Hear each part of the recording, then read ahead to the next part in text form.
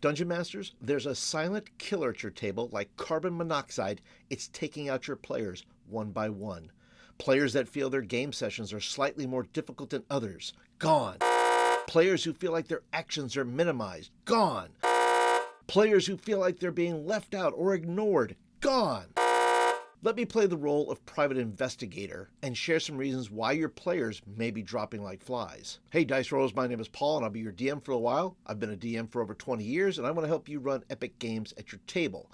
Before I jump into some of these reasons you might be losing players, I want to welcome in those of you that are brand new to the channel. If you're looking for videos about how to be a better game runner, world builder, along with some reviews of resources that make you a better DM, then consider subscribing to the channel. Part of being a DM is reading your table and being self-aware that some of your actions are being interpreted differently by each player. These kinds of perceptions can lead players to conclusions that may or may not be true, such as, my DM has it out for me. My DM doesn't like my character or me very much. The DM feels like I'm intruding on their story. And I'm not saying this to make you bend the knee to your players or to start story gaming. Play your game, but just be aware that there are other humans around the table who want to play their part. You may not even be aware there's a problem and you begin to think, am I the problem? Maybe, maybe not, but you won't know until you do a session autopsy. So what is a session autopsy or a post-mortem? It's simply asking questions after every session to see if you can improve in some way, even if you think your game went great. Here's a few questions I'd suggest you ask. Did everyone get a little spotlight, a chance to be epic, or at least contribute? Did I take away agency from anybody? I can remember one very specific incident. One of my players was about to make an epic kill,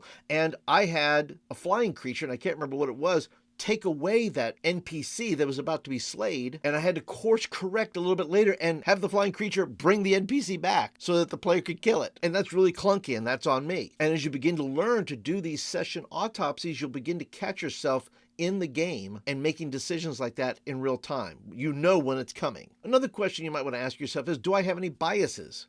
Do I not like gnomes? Or do I not like warlocks? Do you tend to treat them differently in the game? You may not like the mechanics of that class or race, but you can't let it inhibit your gameplay because players are going to pick up on that. And they'll feel like the character they're playing is less than everybody at the table. Did I ask the players how they felt the game went? And this is a fairly generic question, and you're going to get fairly generic answers. Oh, it was fine. We had a great time. Thank you for running. But then the next question you should ask is there anyone at the table that I should follow up with and ask them personally? Do you think your character had enough to do, or do you feel like your character is developing? How can I help? Maybe you can do what my DM did for me and just run a one-on-one session to help them feel more involved, or to expand their storyline, or to set up their character for the next plot point in the next session. Another question is, did anyone look disengaged, or how can I re-engage them? Can I give players, not characters, a role or responsibility at the table that would make them feel valuable? And this could be a party responsibility, such as keeping track of treasure or supplies, or it could be a DM responsibility, such as making sure initiative is going in order, or mapping the dungeon or hex crawl. As a DM, I find that if I do the work of self-critique first, I usually find something I can work on or find something I missed during a session, even if it wasn't intentional. Now listen, DMing is a skill. You can get better at it.